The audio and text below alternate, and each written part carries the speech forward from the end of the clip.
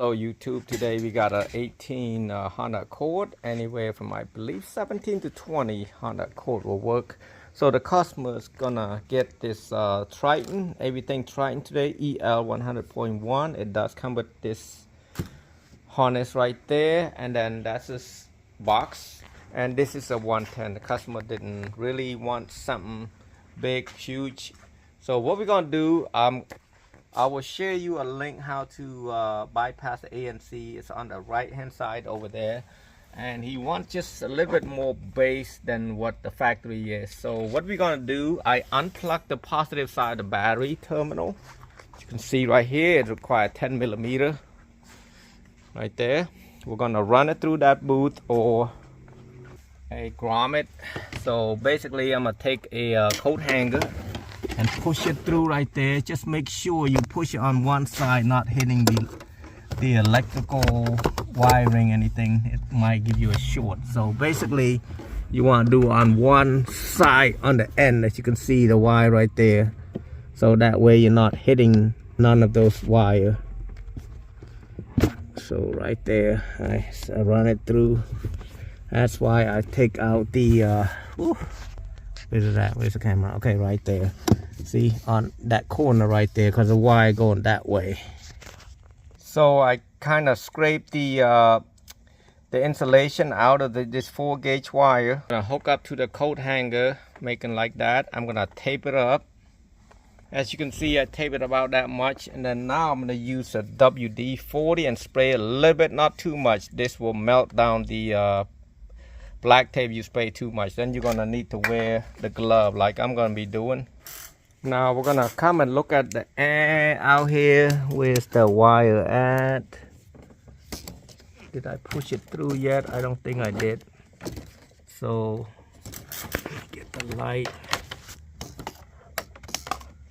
No, I didn't push it out through yet, so let me push it through from the inside. So it's kind of tight right now. I should have taken a blade and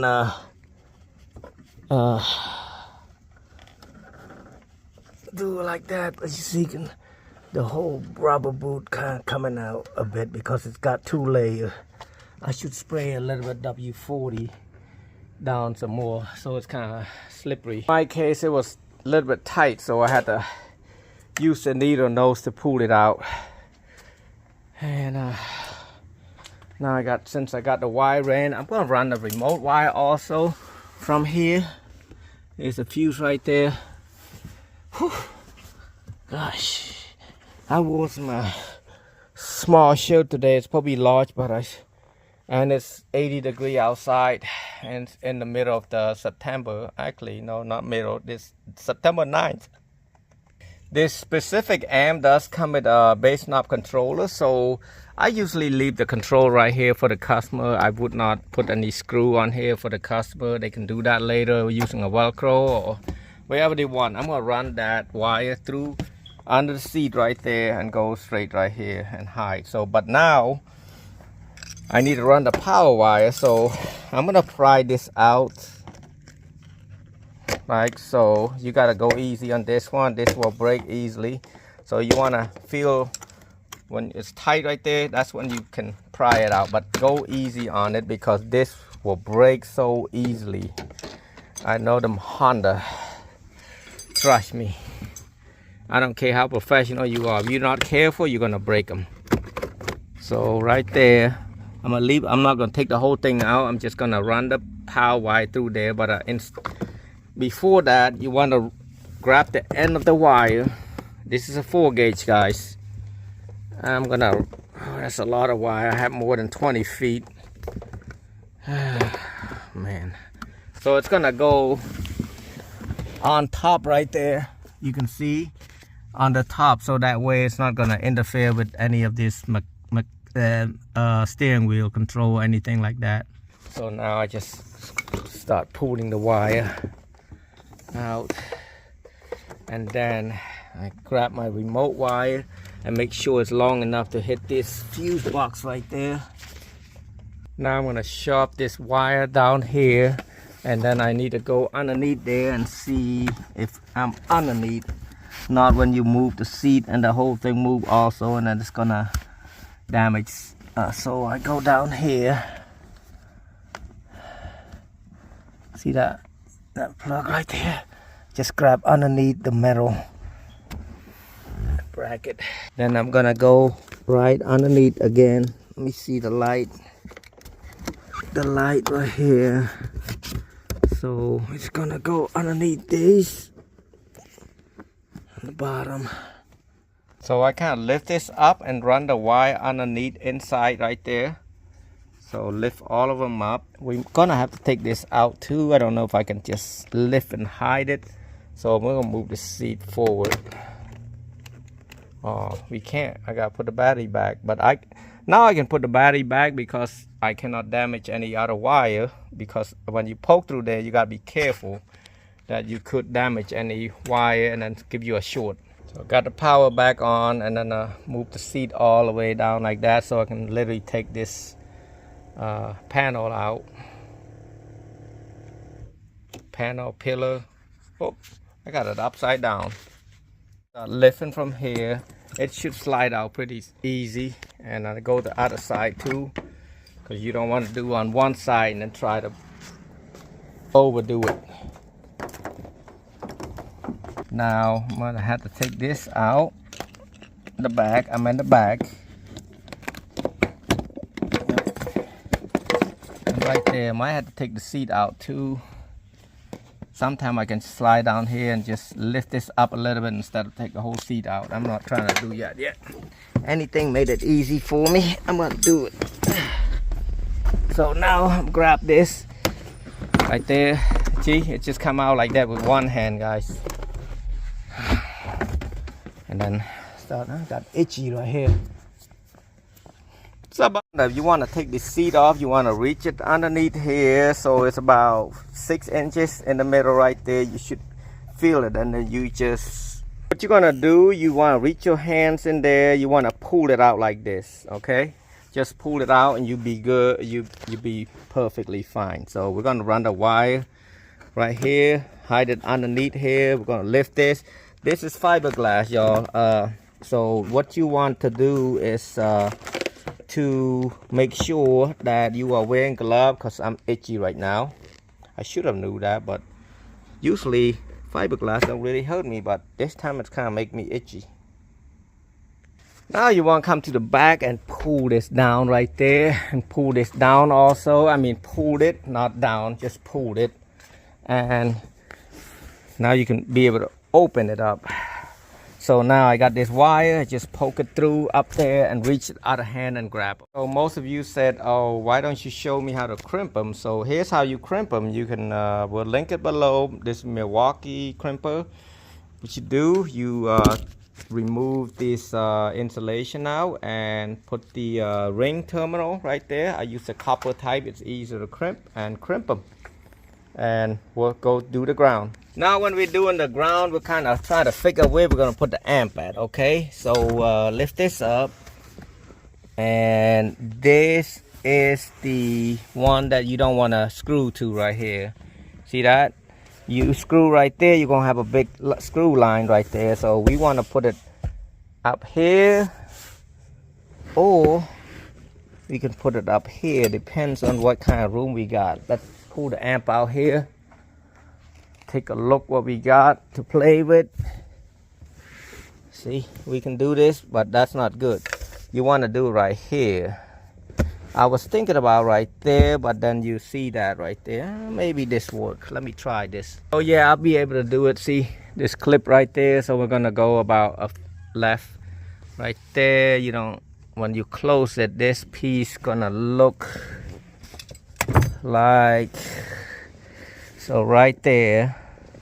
So literally I can put over there, right there, lower right there, about 6 inches below. Now I'm gonna just remove this clips right there using the tool. Link below. Actually, link on the left side. You can click on that. You see what I be using, what kind of material I'll be using. I'm gonna do it right here. So guys, if you help me with this, you can like, subscribe, and comment. If you have any problem, any question, you can contact me at the link in my descriptions. We're gonna just do it right here with soft tap screw right here. We're gonna sand it using the right here metal scraper. We're gonna scrape this out. We're gonna run the speaker wire, one speaker wire coming down here and going on here. And then I'll tell you what color is positive, what color is negative. See that? So now we're gonna use two soft tap screw. This is such a soft tap screw. It's got that sharp looking, not sharp, but like that.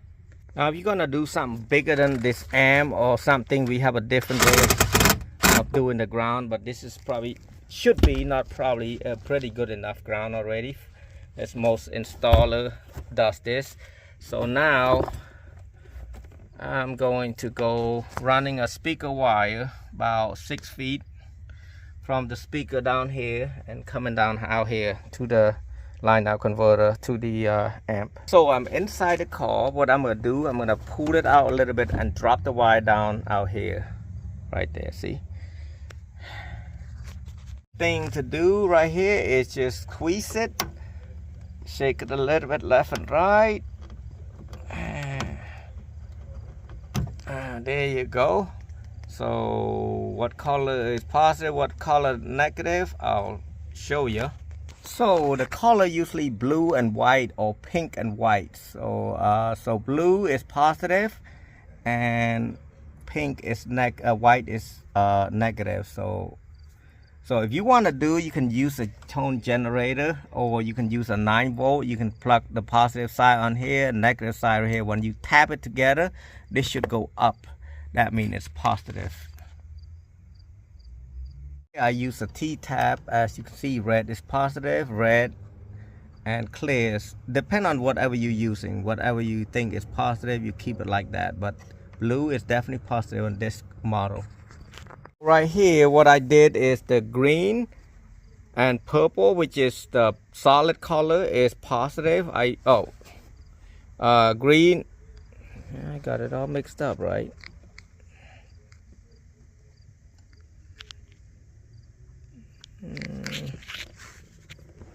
It's supposed to be one with the black. It's negative. Yeah, I got it right. So see, purple, black, green, black is negative. Purple and green is positive. And then I extended this wire because I could not reach the ground. Usually you have to run it to the ground so you don't get no road noise. So I'm gonna have it right here. I'm gonna add this black wire with the ground that we're gonna be installing right there. So I'm gonna pull this wire. I give it long enough wire just in case the customer need to do the bigger amp. We're gonna run it over that side. So we're gonna use the Allen wrench that they came with it. I usually use my own, but I must just show you because it's easy to show you this way. Make sure when you put it back, make sure it's not hit the insulation, because if it does hit the insulation, it's not gonna get a good contact, and then you wonder why the amp's not working, you know. So just like so, see that? Make sure the insulated come out a little bit, just like they do inspection on a home inspection. They gotta see that metal, copper sticking out a little bit. So now we're gonna do the ground. I make it long enough ground so they can adjust it later on with the different amps. Take a blade and strip it like that, and then just pull it out, and then strip the small black wire. So when I lose this screw right there, I kind of push it through. Once it going through, then I tighten it back like you stand on line waiting. So I put the positive on this side, negative on this side, and then I run positive on this side, negative on that side. Plug the bass knob controller. Everything's hooked up, and you can adjust the level, bass, everything, and this is gonna be screwed in there once everything's done and complete. Here is the fuse. So basically you want to remove this red out because that's made for 8 gauge or 4 gauge. Right there, and then you want to shove it in the holes right there, and then you take a blade and strip this about 1/2 inch. Now you slide it in and make sure you push at the same time and tighten it. See how I push it in, it hides the copper. Now I'll slide this 80 amp on this side first, then loosen the other side. This one will go to the wire that we ran earlier, and then we'll slide this in and make sure you leave it out about an inch. Now we're back at the front. We're going to slide this in first. Use a blade, strip it, and put on this end.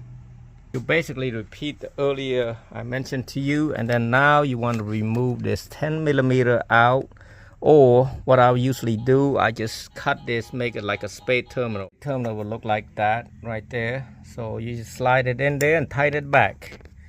If you take this out, sometimes you'll strip this. I had that problem before. Here I'm using a 10 amp fuse right there. This is the original fuse. I'm going to put it back on the bottom. Look like this.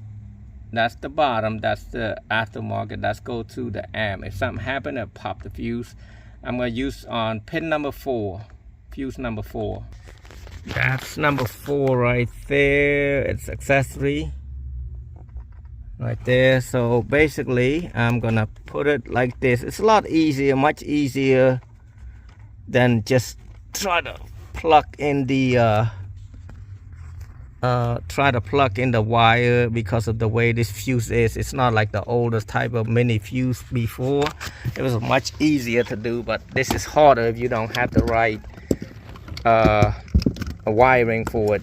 So, and on top of here, I'm gonna look, see if I need to do any zip tie, anything like that. I don't need to. It's fine. It's not interfere with this steering wheel. So now I just had to turn it on, and like I said, we'll link the ANC bypass, because this is going to be a long video and I don't want a half-an-hour video here. 90 Nation, or go to Windows. Ready, done, green. Let me ask you something. Subwoofer. Is your money doing everything it can for you? Triton. Right here, use a wire loom, and then I should have put it this side.